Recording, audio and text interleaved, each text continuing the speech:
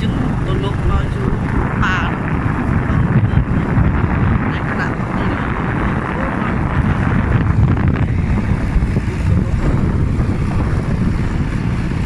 ไปเบิ่งกันได้เราไปดูที่กันลูกเขาดูทางภาคเหนือตอนนี้เข้ากาและมอดปลาเนาะจะเป็นบรรยากาศเมื่อตอนนี้เข้ากาเราเดินทางไปได้เลยไปถึงลูกไปถึงพ่อนี่จากเพชรเนาะได้พักสวนกันมาหลงจึงลูกปลา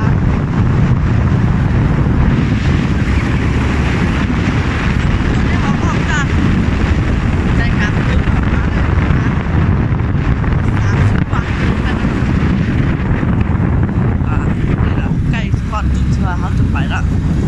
ตอนเศร้าอยู่หรอกมันหาเป็นอาการนะ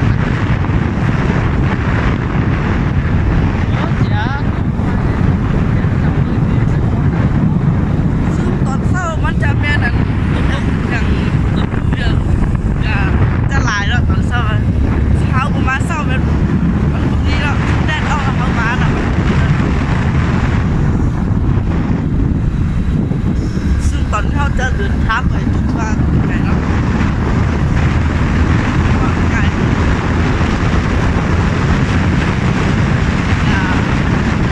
ได้ตอนเขาจะทำสั้นเนาะซึ่งเขาจะมีทับไว้ล่ะจากว่าทับไว้ก่อนจุดว่าเป้าหมายของมันเนาะเล่นก่อนจะพูดเรื่องแล้ว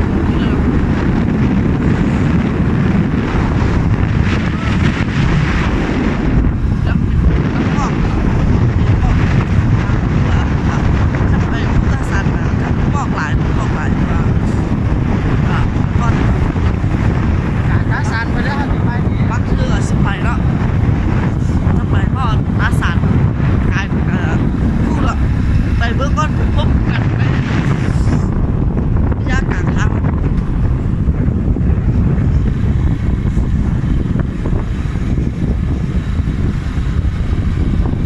ไปพบกันในระยะกลางทางตอนนี้เรามาหมดทางเราจะน้ำไหลแล้วจึงอยู่ก็มันจะเรื่องอ่ะตอนนี้เขาเรื่องอย่างเห็นอ่ะเขาภาษาละอยู่กับได้แล้ว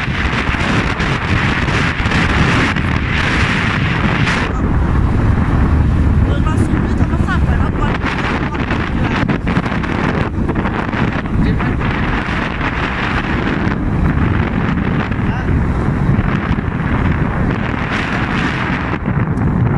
น้ำไหลเศร้าที่น้ำสูงมาบึ้งแห่งเสียบอกประเทศเนาะซึ่งยุคก่อนมันจะบึ้งเห็นเหมือนแบบจะตอนนี้กะมันหมอกสีขาว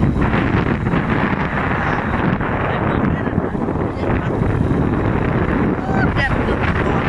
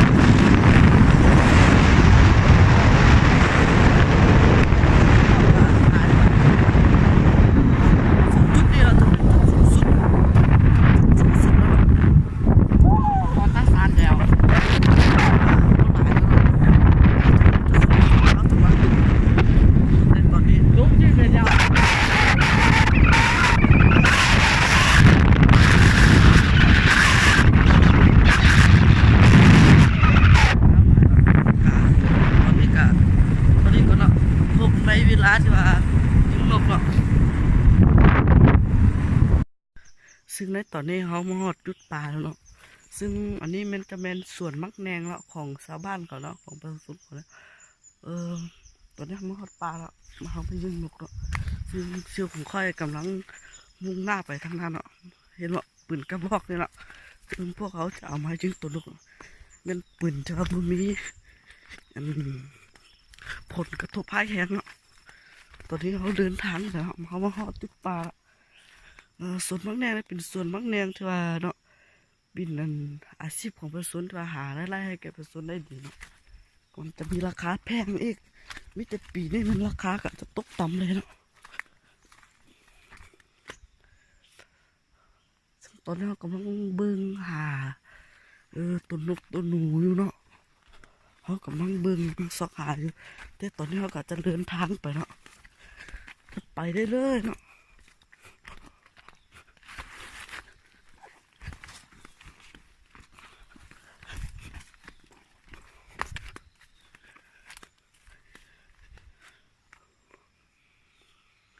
ซึ่งในระยะอันที่ว่าเขามานี่ก็มันจะมีอากาศน้ำหมอกเนาะมันจะ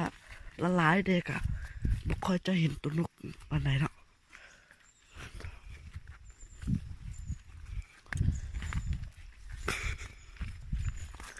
ซึ่งตอนนี้อากาศหนาวแล้วเนาะอยู่ป่ากัน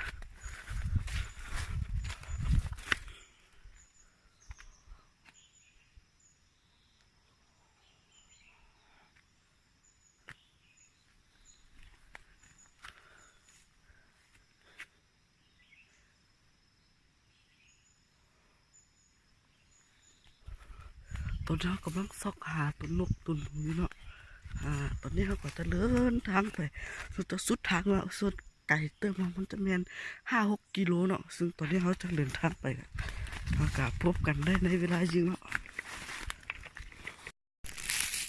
ตอนนี้กะว่าเสียงลังบ่ได้เนาะกำลังสิยิงตัวนกเนาะเห็นบ่ตัวนกหลายเนาะตอนนี้เขาได้ตัวนึงเนาะเขาได้ตัวนึงเนาะตอนนี้กำลังสิยิงเนาะเสียวของค่อยกำลังสิยิงเนาะแต่เขาก็ค่อยไปเนาะเพราะเสียงลังบ่ได้เนาะในจังหวะนี้คือซึ่งตอนนี้เขาเข้าปานลึกมากกับหลายเติมได้ยินเสียงตัวนกป่ะโคตรหลายเลยตอนนี้นะ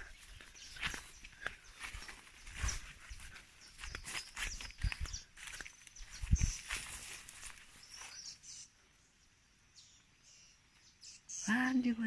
นี่ยิงใส่กำลังสิยิงไปแบบเบิ้ง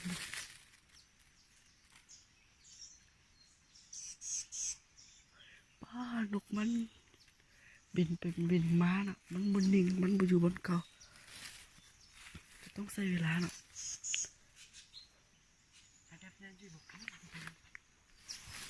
แต่ว่านี่จะต้องนั่งไปแล้ว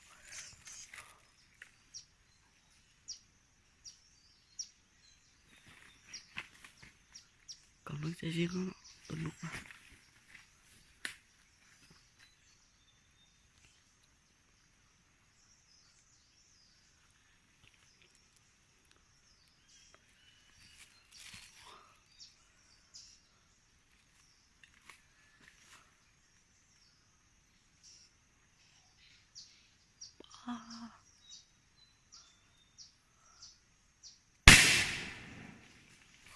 ตกมาแล้วเนาะ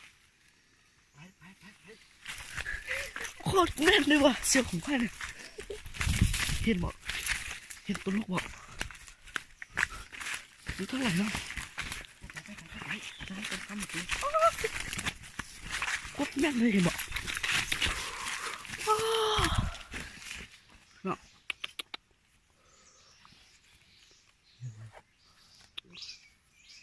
นัดเดียวเนาะ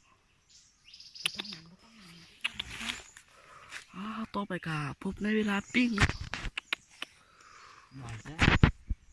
กะ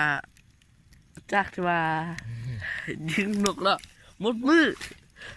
ได้แต่นก3 ตัวเนาะตอนนี้กะมาปิ้งกินเนาะอยู่ส่วนอันมักแดงของเซียวค่อยเนาะของป้าเซียวค่อยด้วยอันมื้อนี้อันไหน ได้นก3 ตัวเลยหิวข้าวเนาะได้มาปิ้งกิน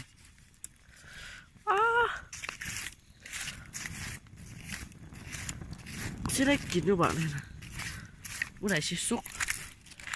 ตอนไหนชิซุกวะ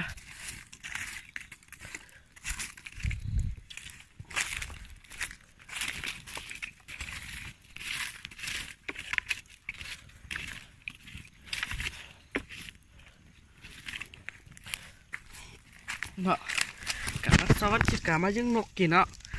เลยแต่นก3 ตัวกะท้อนได้ละบ่ได้หลายเนาะ